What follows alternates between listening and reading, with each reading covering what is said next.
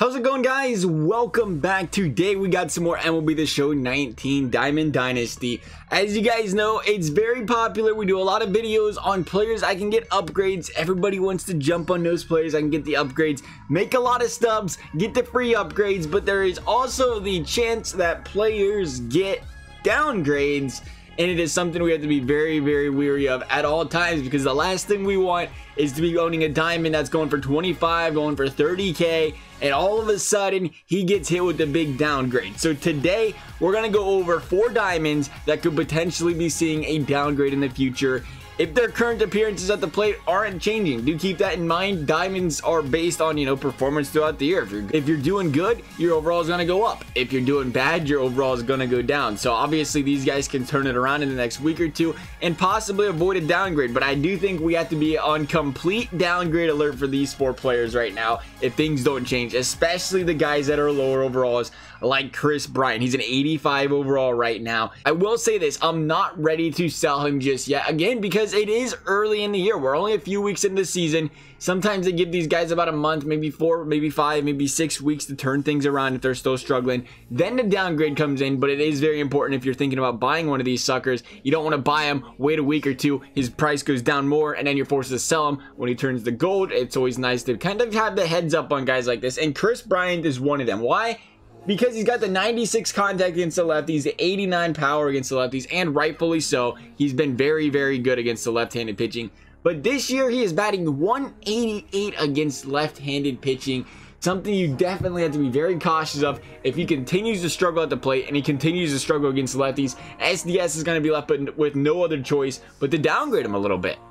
And for Chris Bryant, one little downgrade is an 84 overall, and all of a sudden 27K probably turns into 8 or 9K, maybe 10 or 11 if you're lucky. Then right below him on the list, a guy you're not quite going to lose as much when it comes to price is Untitled Simmons. The guy's batting 215 on the year. It's clear why he has a diamond, and his stats are nuts. Look at those 99, 95, 85, 97 fielding stats.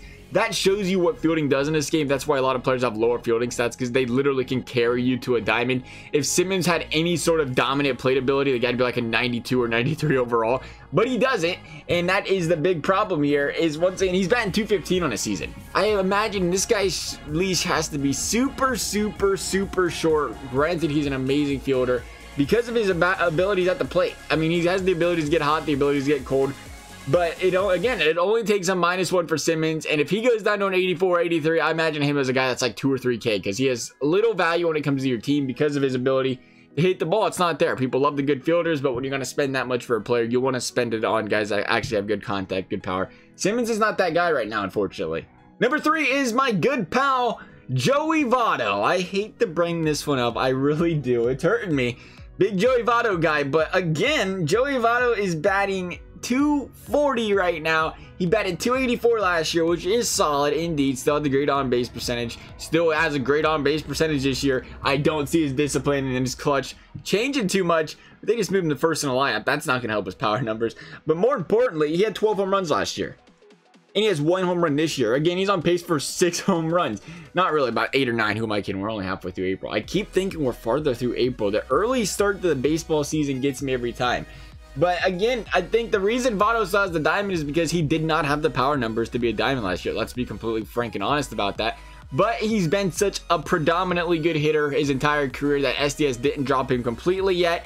But it's getting closer and closer. The longer you struggle, the more likely SDS is to downgrade you. I can't believe they only have him at a 39 arm strength. That's not helping his stats much either, that arm strength stuff. You never know if they bump the fielding stuff. That is what's going to be interesting about this first update. We'll get a bigger and better feel.